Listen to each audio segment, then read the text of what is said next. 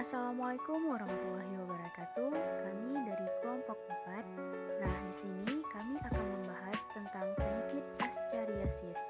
Sebelumnya, perkenalkan dulu anggota dari kelompok kami. Ada yang tahu nggak sih penyakit Ascariasis itu apa dan penyebabnya itu apa sih? Yuk kita simak penjelasannya. Penyakit Ascariasis merupakan infeksi kecacingan yang disebabkan oleh cacing Ascaris lumbricoides. Nah, Ascariasis sendiri termasuk penyakit cacing yang paling besar prevalensinya di antara penyakit cacing lainnya yang menginfeksi tubuh manusia. Nah, manusia merupakan satu-satunya hospes untuk Ascaris lumbricoides ini. Nah, cacing Ascaris lumbricoides ini juga disebut sebagai cacing gelang. Berikut taksonomi dari Ascaris lumbricoides atau cacing gelang. Selanjutnya, saya Mutia Zuhra akan menjelaskan tentang epidemiologi dari cacing Ascaris lumbricoides. Cacing ini merupakan cacing yang terbanyak karena cacing ini dapat berkembang biak dengan cepat pada suhu 25 sampai dengan suhu 30 derajat. Nah, jadi cacing ini dia bertumbuh dengan sangat cepat dan cacing ini merupakan cacing terbanyak yang menyebabkan kasus di Indonesia. Cacing ini dia juga mudah mati pada suhu di atas 40 derajat. Sedangkan dalam suhu dingin cacing ini tidak terpengaruh sama sekali.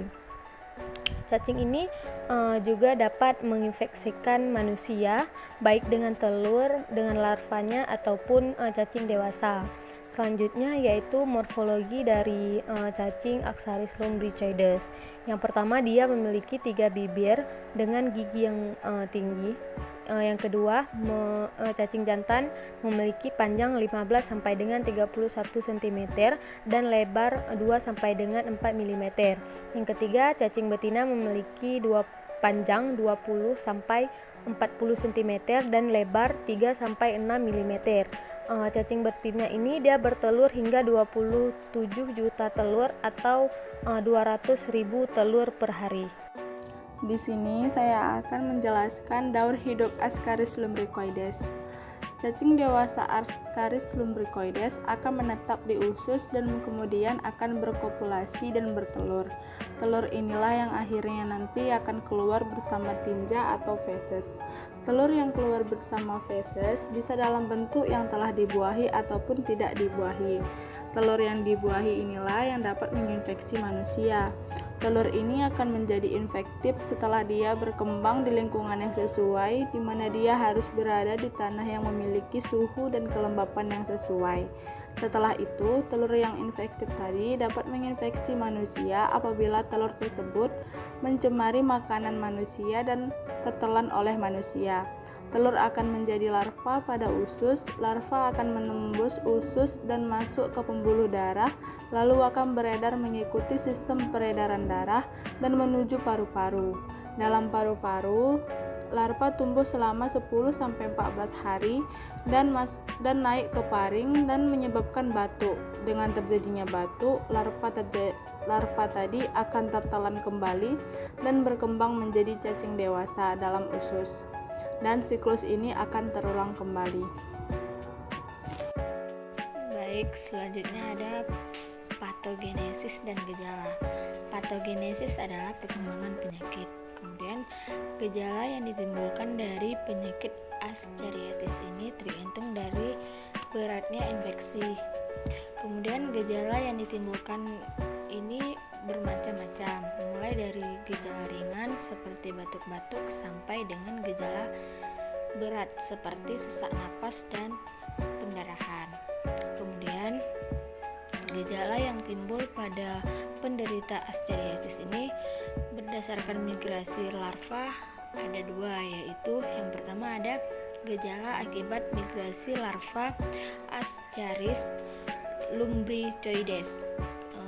Gejala ini akan ditimbulkan pada fase larva yang akan membuat pendarahan kecil di dinding alveolus dan akan timbul gangguan batuk dan demam pada penderita. Kemudian yang kedua ada gejala akibat cacing dewasa. Cacing dewasa ini yang tinggal di lipatan mukosa usus ini dapat menyebabkan iritasi yang menyebabkan gejala mual, muntah, dan sakit perut.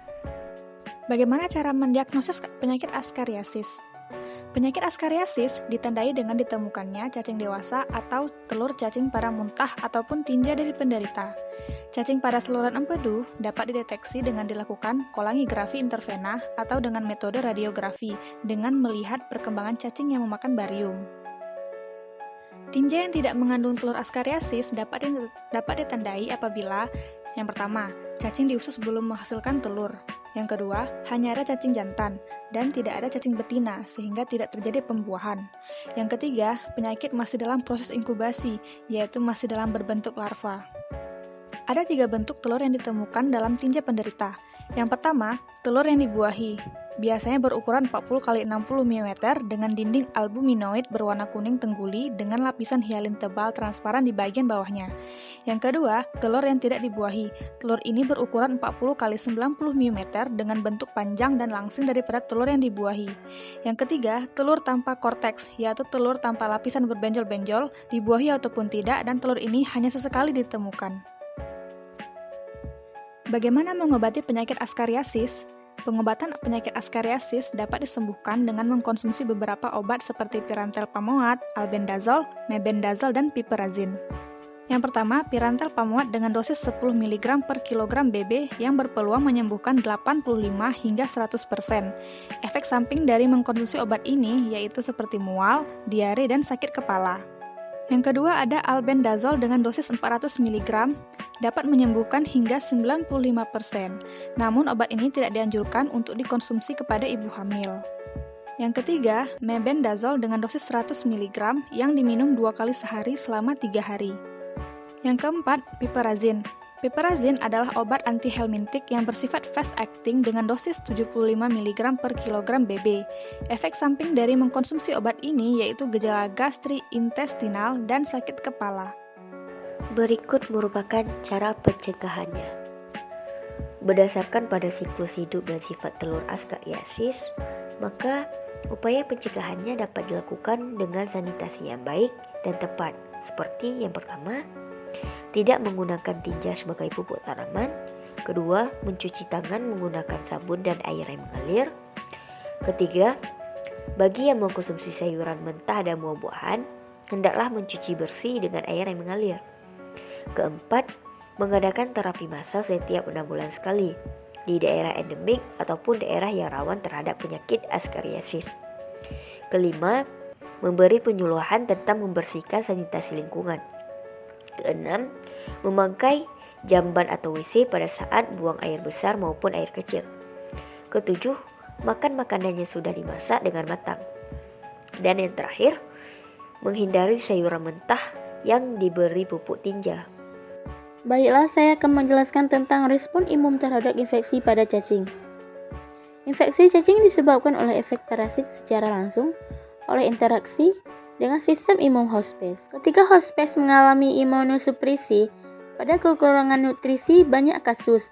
Pada anak-anak lebih mudah terinfeksi cacing dibandingkan dengan orang dewasa. Pada contohnya anak-anak merangkak atau duduk telanjang di tanah. Pada hewan peliharaan sering kita lihat mengalami infeksi cacing. Sebagian cacing yang menginfeksi manusia tergolong dalam cacing, contohnya cacing bulat panjang. Kemudian nematoda. Nematoda itu adalah cacing yang tidak bersegmen, simetris, bilateral. Dia mempunyai saluran cerna yang mengungsi penuh.